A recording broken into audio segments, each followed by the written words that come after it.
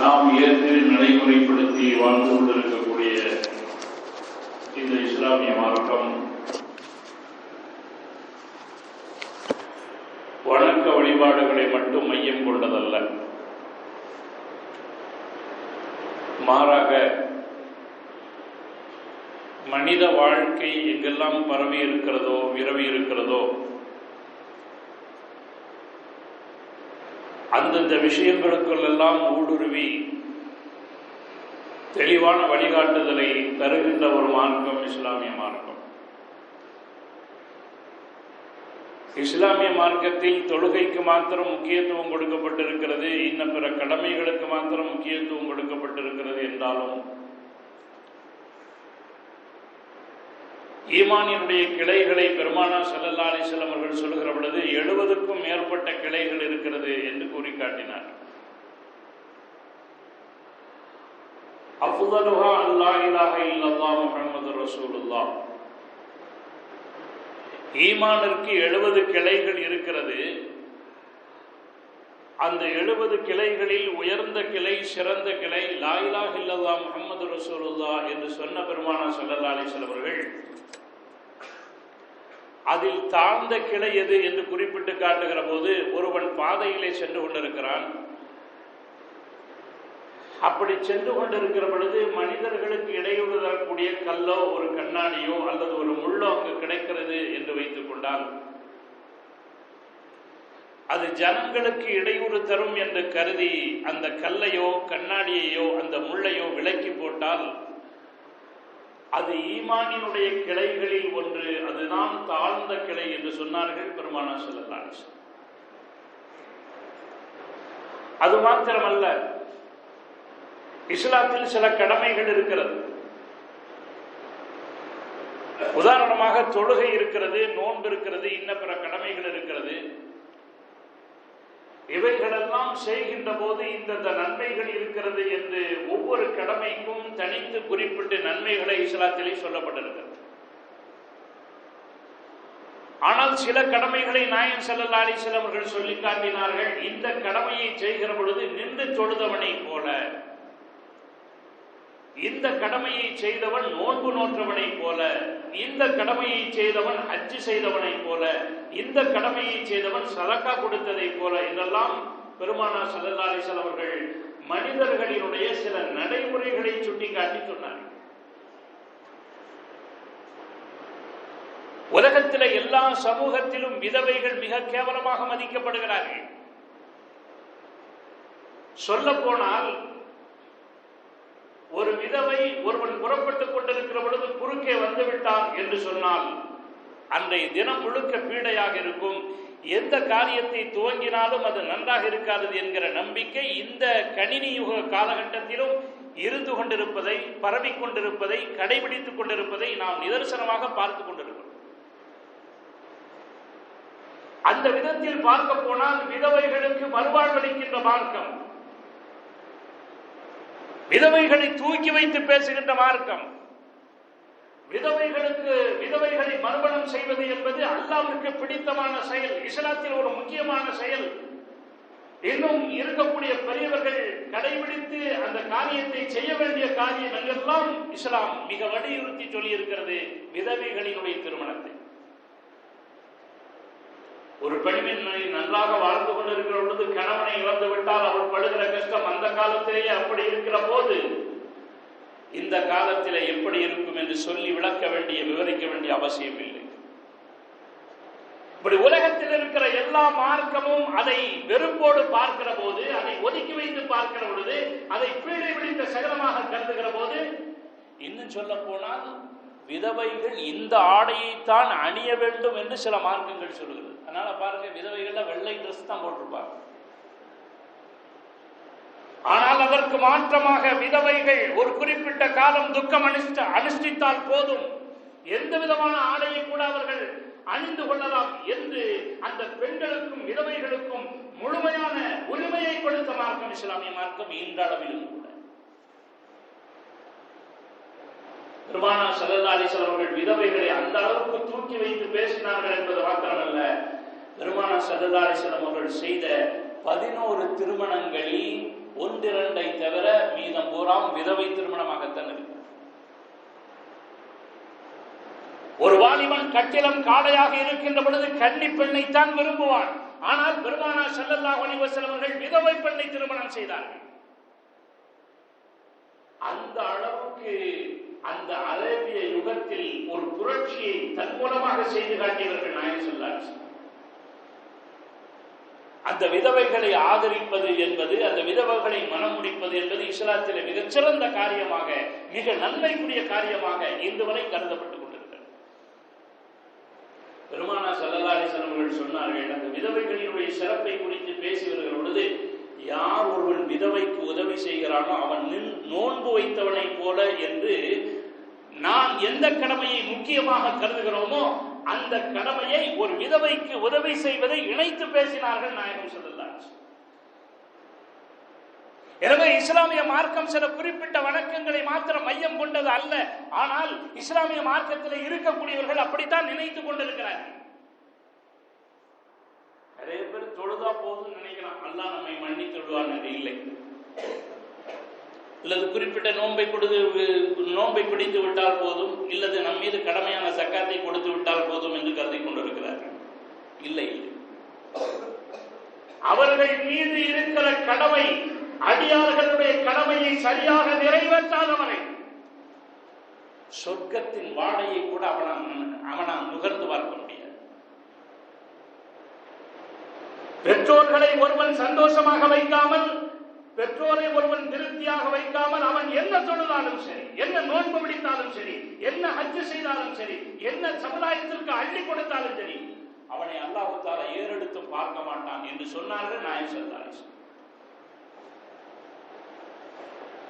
அனைவா Abu Hurairah ரலியல்லாஹு தஆலா என்று கருதுகிறேன், கூஃபாவிலோ பஸ்ராவிலோ ஒரு சமயம் இது போன்று சொற்பொழிவுக்காக அங்குள்ள ஜனங்களுக்கு பேசுவதற்காக சென்றார்கள்.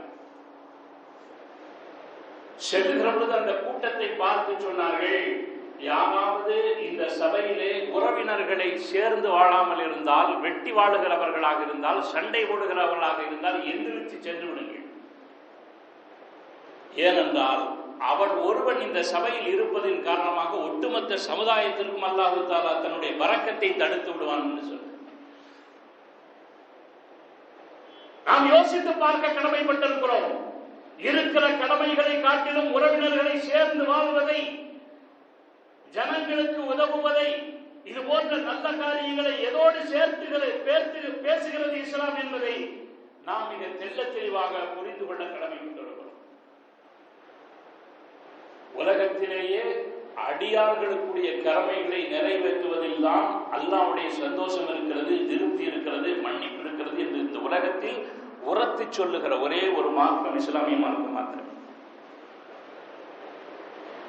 ஏறத்தாழ கிட்டத்தட்ட எல்லா மதங்களும் சரி, மார்க்கங்களும் சரி, கடவுளுக்கு செலுத்த வேண்டிய கடமைகளை மாத்திரம் தூக்கி பேசுவார்கள். ஆனால் இஸ்லாம் மாத்திரம் தான் அப்படி சொன்னது. ஹுகூகுல்லாஹ் ஹுகூகுல் இபாத், அல்லாஹ்வுக்கு செலுத்த வேண்டிய கடமைகள் அடியார்களுக்கு செலுத்த வேண்டிய கடமை. இன்னும் சொல்ல போனால் நாயகம் ஸல்லல்லாஹு அலைஹி வஸல்லம் இப்படி கூட சொன்னார்கள், அல்லாஹ்வுக்கு செலுத்த வேண்டிய கடமைகளில் குறை ஏற்படுகிற பொழுது அவன் தண்டிக்கவும் வாய்ப்பு இருக்கிறது, மன்னிக்கவும் வாய்ப்பு இருக்கிறது. ஆனால் அடியார்களினுடைய கடமைகளில் குறை வைக்கிற பொழுது நிச்சயமாக சம்பந்தப்பட்டவன் மன்னிக்காதவரை ஒருபோதும் அல்லாஹ் மன்னிக்க மாட்டான் என்று அழுத்தமாக சொன்னார்கள் நாயகம் ஸல்லல்லாஹு அலைஹி வஸல்லம். பெருமானார் ஸல்லல்லாஹு அலைஹி வஸல்லம் அவர்கள் மறுமை நாளில் இருக்கக்கூடிய நிகழ்ச்சிகளை எல்லாம் நிறைய சொல்லி காட்டி இருக்கிறார்கள். அதிலே நாயகம் ஸல்லல்லாஹு அலைஹி வஸல்லம் அவர்கள் சொல்லுகிற பொழுது, மறுமை நாளிலே ஒரு அடியான் வருவானாம். அப்படி வருகிற பொழுது அவனுடைய நன்மைகள் எல்லாம் சொல்லி சொர்க்கத்திற்கு அவன் போக எத்தனிக்கிற பொழுது இன்னொருவன் வருவான். இறைவா, இவன் எனக்கு மோசம் செய்திருக்கிறான், என்னுடைய சொத்துக்களிலே மோசம் செய்திருக்கிறான், என்னுடைய இன்ன பிற விஷயங்களிலே மோசம் செய்திருக்கிறான், எனவே இவனை சொர்க்கத்திற்கு அனுப்பாதே என்று சொல்லுவான். அல்லாஹ் தஆலா உடனே சொல்வானாம், அவன் மன்னிக்காதவரை என்னால் சொர்க்கத்துக்கு அனுப்ப முடியாது என்று சொல்லிவிடுவான். நான் இவனை ஒருபோதும் மன்னிக்க மாட்டேன். இவன் எனக்கு உலகத்திலே செய்த துரோகங்களை இன்று நினைத்தாலும் எனக்கு கோபமாக வருகிறது என்று சொல்லுவான் அந்த அடியான். அந்த கோபப்பட்ட அடியானை பார்த்து அல்லாஹ் சொல்வான், கொஞ்சம் அங்கே நீ பார் என்று சொல்லுவான். அவன் தன்னுடைய தலையை உயர்த்தி பார்க்கிற இடத்திலே மிகப்பெரிய சொர்க்க மாளிகை ஒன்று இருக்கும். அந்த மாளிகையை பார்த்து விட்டு அந்த ஆசையிலே கேட்பான் அந்த அடியான், இறைவா இந்த மாளிகை யாருக்கு என்று கேட்பான். இது உனக்குத்தான்.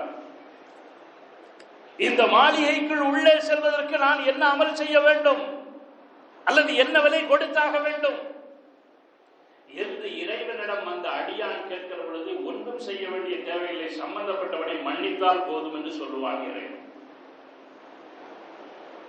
அந்த மாளிகையை பார்த்த ஆசையில் அவன் செய்த துரோகங்களை எல்லாம் மறந்துவிட்டு அந்த அடியானை மன்னித்து விடுவான். சொர்க்கத்திற்கு இறைவன் அவனை போக, ரெண்டு பேரையும் போக சொல்லுவான் என்று பெருமானார் ஸல்லல்லாஹு அலைஹி வஸல்லம் அவர்கள் மறுமையிலே நடக்கிற ஒரு காரியத்தை சொல்லி காட்டுகிற அந்த வெளிச்சத்தில் நாம் யோசித்து பார்க்கிறோம். அல்லாஹ் தஆலாவுடைய அதிகாரம் எவ்வளவு. மறுமையினுடைய அமளி துவளிகளை பற்றி பெருமானார் ஸல்லல்லாஹு அலைஹி வஸல்லம் அவர்கள் எந்த அளவுக்கு சொல்லி காட்டி இருக்கிறார்கள்.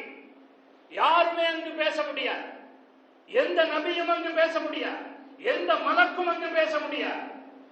வஹி கொண்டு வந்த ஜிப்ரீல் அங்கே மௌனமாக நிற்பார். சற்றும் இரக்கமில்லாமல் மனிதர்களினுடைய உயிரை வாங்கிய இஸ்ராயேல் அங்கு மௌனமாக நிற்பார். யாரும் பேச முடியாது. ஆட்சி அதிகாரம் முழுக்க முழுக்க அல்லாஹ்விற்கே உரியது. அப்பொழுது பெருமானார் ஸல்லல்லாஹு அலைஹி வஸல்லம் அவர்களுக்கு மாத்திரம் பேச வாய்ப்பளிக்கப்படும். இதுவும் கூட ஹதீஸில் இப்படி வருகிறது. உம்மத்துகள் எல்லாம் ஒவ்வொரு நபிமார்களிடத்திலே செல்வார்கள், எங்களுக்காக பரிந்துரை செய்யுங்கள், எங்களுக்காக பரிந்துரை செய்யுங்கள். ஆதம் அலைஹிஸ்ஸலாம் அவர்களிடத்தில் செல்கிற பொழுது, ஈசா அலைஹிஸ்ஸலாம் அவர்களிடத்தில் செல்கிற பொழுது ஒவ்வொரு நபிமார்களும் நான் இன்ன குற்றத்தை செய்து விட்டேன், இன்ன குற்றத்தை செய்து விட்டேன், இறைவன் என்னை தண்டிப்பானோ என்று பயந்து கொண்டிருக்கிறேன் என்று ஒவ்வொரு நபிமார்களும் பெருமானார் ஸல்லல்லாஹு அலைஹி வஸல்லம் அவர்களை சுட்டி காட்டுவார்கள் என்று பார்த்திருக்கிறோம். காரணம், யாரும் அங்கு பேச முடியாது. அதிகாரம் முழுக்க அல்லாஹ்வுடைய கையில் இருக்கிறது.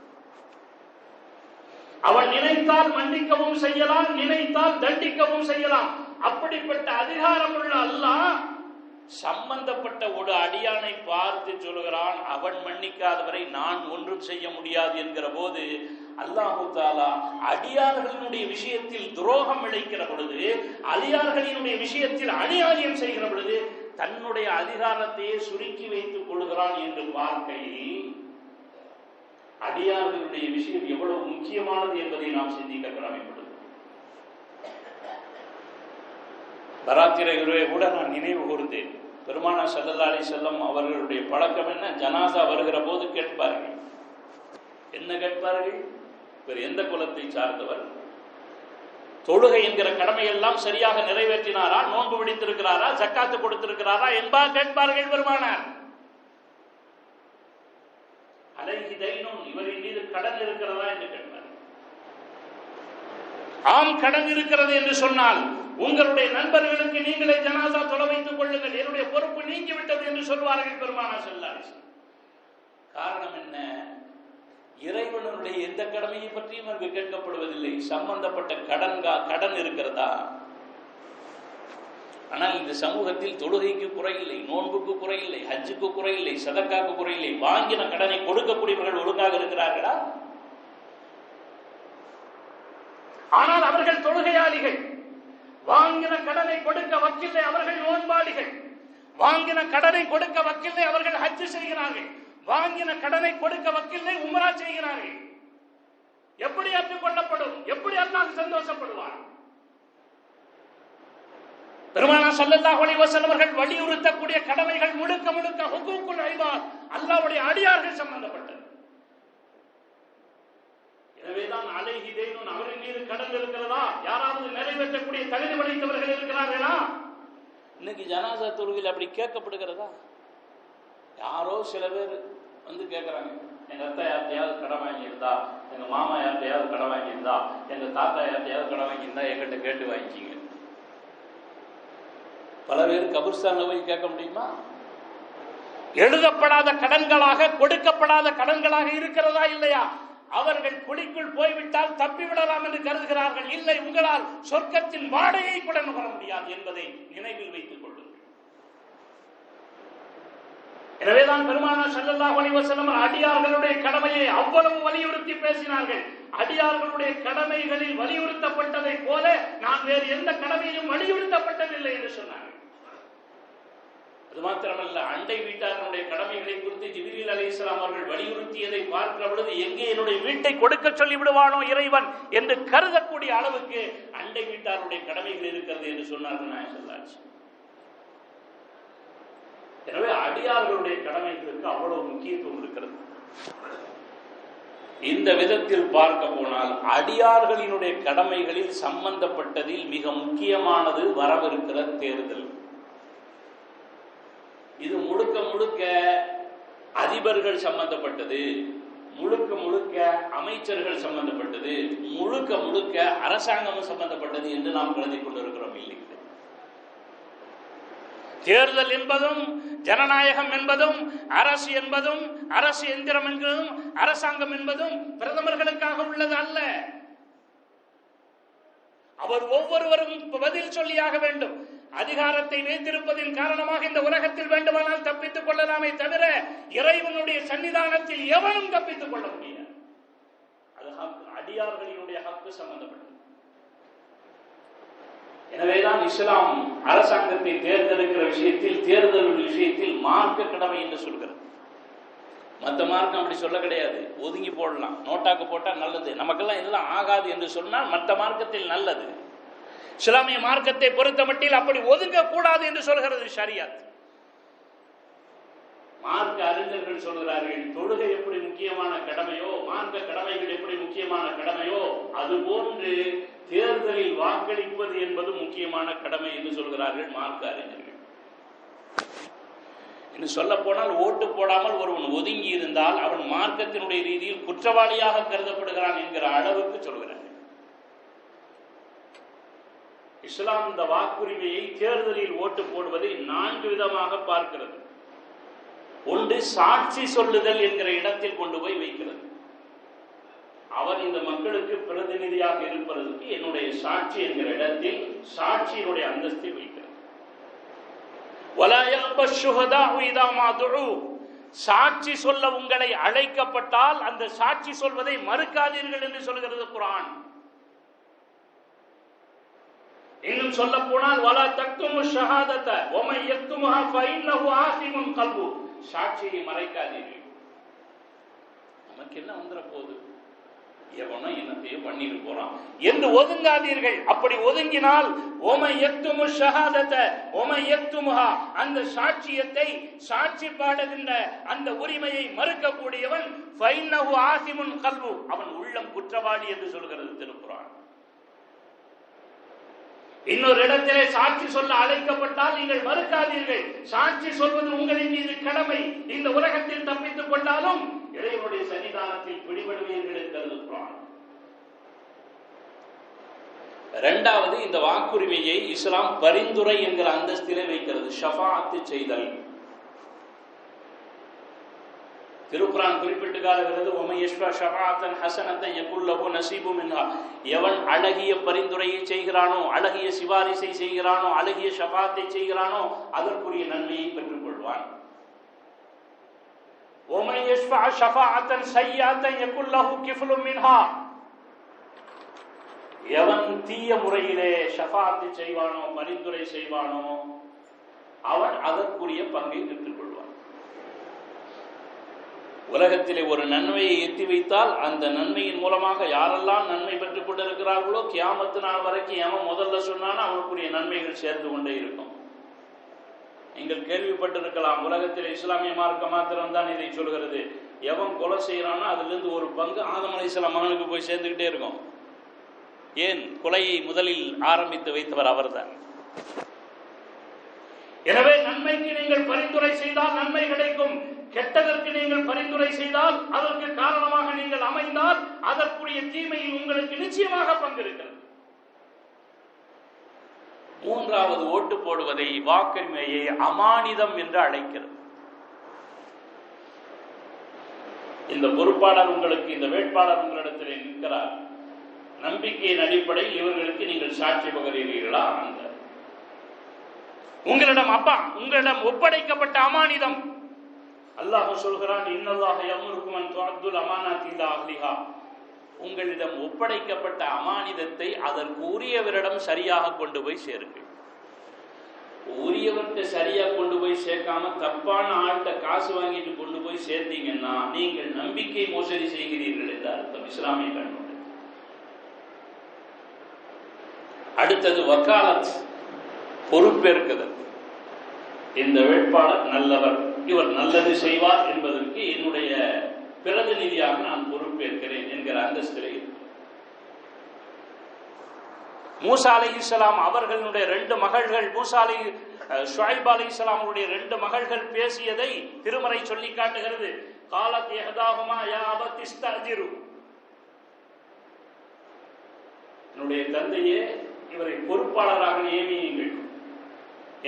ஏனென்றால் இன்ன கைர மன் இஸ்தஅஜர்தல் கவியுல் அமீன், பொறுப்பாளர்களில் இவர் மிக நல்லவர், மிகச் சிறந்தவர் என்று ஷுஐப் அலைஹிஸ்ஸலாம் அவருடைய மகள்களில் ஒருவர் சாட்சி கூறியதை, வக்காலத்து பொறுப்பேற்பதை திருமறை குறிக்காட்டுகிறது.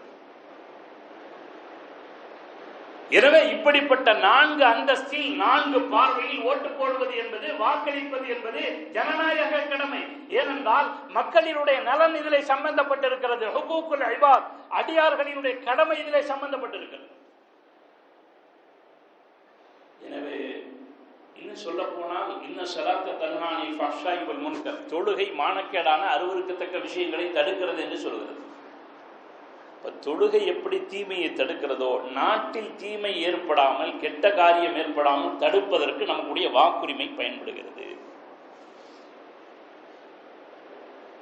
பெருமானார் ஸல்லல்லாஹு அலைஹி வஸல்லம் அவர்கள் சொன்னார்கள், இன்னன் நாஸ இதா ராஹு அல்-ஸாலிம, ஜனங்கள் அநியாயக்காரர்களை பார்த்துவிட்டு வலம் யஹுதுஹா அலா யதைஹி, கையிலே பிடிக்காமல் இருந்தால் என்றால், தடுக்காமல் இருந்தால், அவுஷக அன் யஅம்மஹுமுல்லாஹு பிஅகாபின், அந்த பிஅகாபின் ஒட்டுமொத்த சமுதாயத்தை அல்லாஹ் தண்டனை கொடுப்பார்.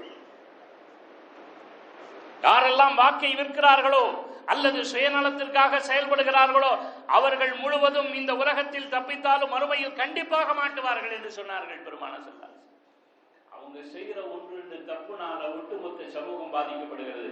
இப்போ பார்த்தோமா இல்லையா, தலாக்கினுடைய சட்டத்தில் ஒரு குறிப்பிட்ட கட்சிக்காரர்கள் இப்படி செய்ததின் காரணமாகத்தான் இது நடந்தது என்று இன்று வரை சொல்லிக் கொண்டிருக்கிறார்களா இல்லை?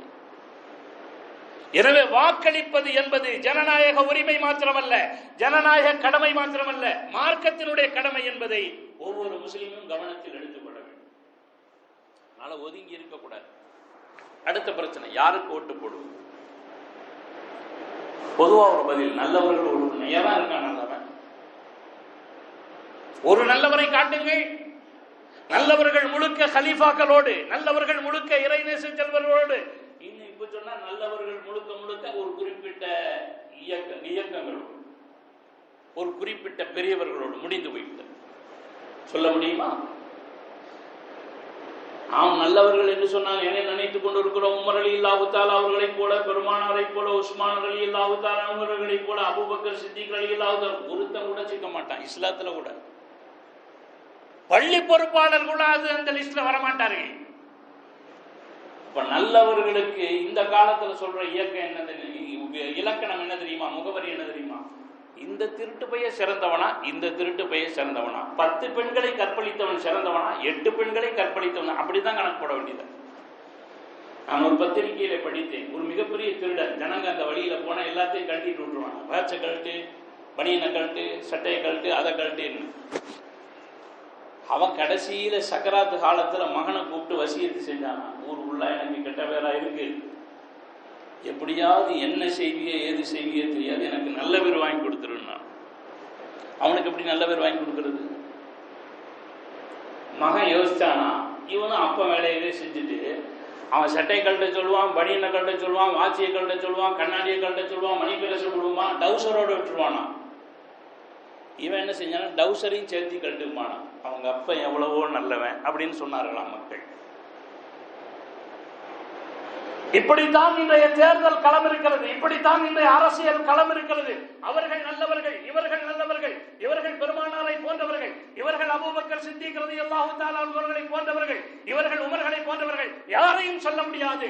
கேவலம் வேதனை இஸ்லாமியர்களை கூட அப்படி சொல்ல முடியாது.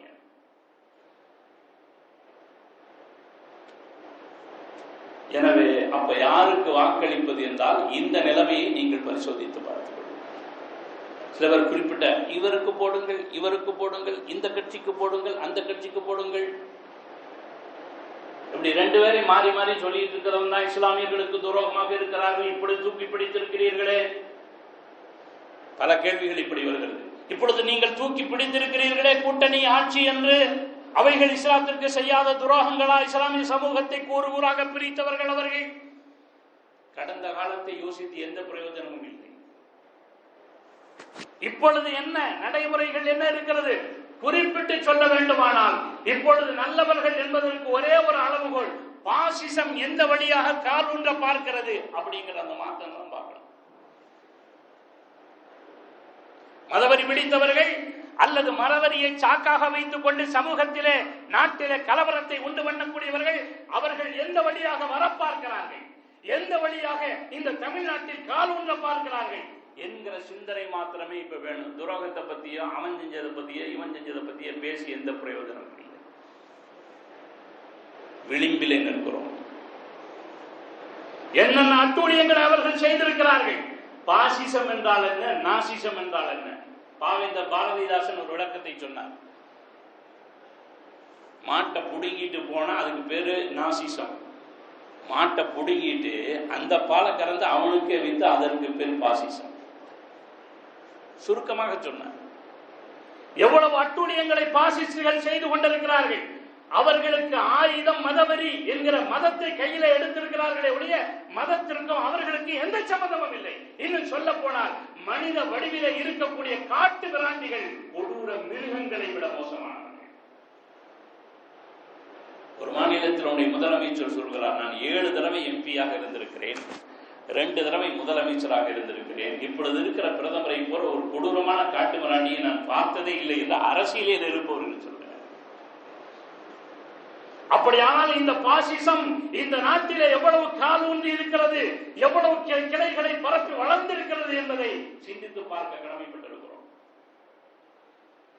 கணக்கெடுப்பு உத்தரப்பிரதேச மாநிலம் உன்னாவ் மாவட்டத்திலே மாத்திரம் கடந்த 11 மாதங்களில் 86 கற்பழிப்புகள், 110 பாலியல் தொந்தரவுகள். பெண்கள் வாழ தகுதியற்ற மாநிலமாக இருக்கிறது என்று அங்குள்ளவர்கள் சொல்கிறார்கள், பத்திரிகைகள் சொல்லிக் கொண்டிருக்கின்றன. அங்குள்ள முதலமைச்சர் இங்கு வந்து பெண் உரிமையை பற்றி பேசுகிறார். வேடிக்கையாக இல்லை, வெட்கமாக இல்லை. இது சொல்ல போனால் இப்பொழுது இருக்கிற வேட்பாளர்கள் எவ்வளவு கீழே இறங்கி ஓட்டு கேட்கிறார்களோ அந்த அளவுக்கு எந்த தேர்தலும் இல்லை. இங்க போய் துவச்சு கொடுக்கிறான், இங்க போய் சாப்பாட்டுல பொரியல் எடுத்து திங்கிறான்.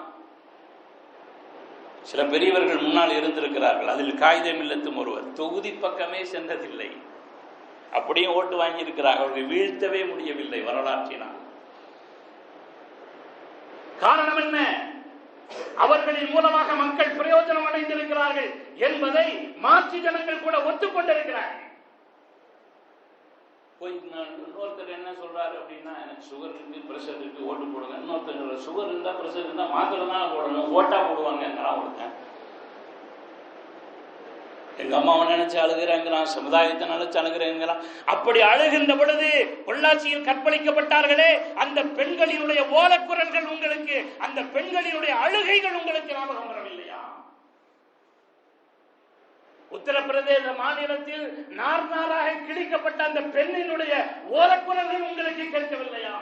இப்படியெல்லாம் பத்திரிகையில் எழுதுகின்றனவா இல்லையா? இவைகள் எல்லாம் நம்முடைய மனக்கண் முன்னால் வர வேண்டும். இன்னும் சொல்ல போனால் ஒவ்வொருத்தன் தேர்தல் அறிக்கையில அதை தரேன் இதை தரேன், இன்னொருத்தன் சந்திர கிரகணத்தை கூட்டு போவேங்கிறான். இப்படி எல்லாம் சொல்கிறார்கள். அவன் கேள்வி பண்ணும்போது நானும் கேள்வி பண்ணிட்டு போறேன். ஆனால் ஒரு குறிப்பிட்ட கட்சி மாத்திரம், ஒரு குறிப்பிட்ட இயக்கம் மாத்திரம் முஸ்லிம்களை இந்த நாட்டை விட்டும் துரத்துவோம், கடலில் தூக்கி வீசுவோம், சிஏஏ அமல்படுத்துவோம். முஸ்லிம்கள் மாத்திரம் பாதிக்கப்படுகிறார்கள் என்று நாம் கருதி கொண்டிருக்கிறோம். இல்லை இல்லை, ஒட்டுமொத்த இந்தியாவும் பாதிக்கப்படும்.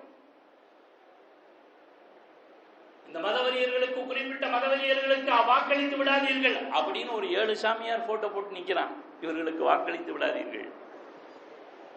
ராம ஜென்ம பூமி, அதுக்கு ஒரு சாமியார் குரூப் இருக்கு. ராம ஜென்ம பூமி கட்டுகிறோம் என்று இத்தனை கோடி வசூல் செய்தார்கள், அந்த கணக்கு எங்கன்னு அவன் கேட்கிறான். முஸ்லிம்களா கேட்கிறார்கள்? அல்லது எல்லா அஜத்துமார்கள் சேர்ந்து ராம ஜென்ம பூமிக்கு நாங்க வசூல் பண்ணி கொடுத்தோமே, அது எங்கே என்று நாங்களா கேட்கிறோம்? அப்படியானால் மதவெறியினுடைய தாண்டவம், கோர தாண்டவம் எவ்வளவு மோசமானது என்பதை இன்னும் சொல்ல போனால் பகிரங்கமாவே சொல்ல முடியும். இந்துக்களினுடைய விரோத கட்சி என்று சொன்னால் அதுதான் என்று சம்பந்தப்பட்டவர்களே சொல்கிறார்கள். அப்படியானால் பாசிசம் எவ்வளவு கொடூரமானது என்பதை யோசியுங்கள். தமிழகம் மாத்திரம்தான் அதில் சிக்கவில்லை, தப்பித்துக் கொண்டிருக்கிறது. கால் ஊன்றுவதற்கு என்னென்ன முயற்சிகள் இருக்கிறதோ அத்தனை முயற்சிகளையும் செய்கிறார்கள். அதில் சில இஸ்லாமிய கருப்பாடுகளும் பலியாகி விடுகிறார்கள். அதுல ஒருத்தன் போய் ஓட்டு கேட்கிறான், ஒரு முனாஃபிக் பெயர். இங்க பாருங்க, அந்த எதிர்த்த கட்சியில நிக்கிறவங்க பூரா இந்த கழகத்தை சார்ந்தவர்கள், அவர்கள் இறை மறுப்பாளர்கள். இதுல இருக்கவங்க பூரா கடவுள் பக்தியான, அல்லாஹ் தஆலா ஆன்மீகத்தை தான் விரும்புறான், கடவுள் மறுப்பை விரும்புவதில்லை. அவன் ஓட்டு கேட்கிறான் முனாஃபிக் பெயர். எவ்வளவு கேவலம்! இன்னும் சொல்ல போனால் ஒரு குறிப்பிட்ட இயக்கம் மாத்திரமே பெருமானாரினுடைய நடைமுறைகளை கடைபிடிக்கிறது என்ற அப்பற்ற பொய்யை சொல்லக்கூடிய நிலைமைகள் வேறு எவனுக்கோ அல்ல இஸ்லாமியர்கள் இருக்கிறார்கள் என்று சொன்னால் இந்த கேவலத்தை கொண்டு போய் எங்கு செல்லும்? இத்தனை அசிங்கங்களும் நடைபெற்றுக் கொண்டிருக்கக்கூடிய நேரத்தில் நம்முடைய கண்களுக்கு முன்னால் இஸ்லாமியர்களுடைய பாதுகாப்பு, தமிழ்நாட்டினுடைய பாதுகாப்பு, நாட்டினுடைய பாதுகாப்பு, மக்களினுடைய பாதுகாப்பு, மக்களினுடைய நலன் என்பது மாத்திரமே உங்களுடைய கருத்தில் இருக்க வேண்டும். இவனுக்கு போடு அவனுக்கு போடு என்றல்ல.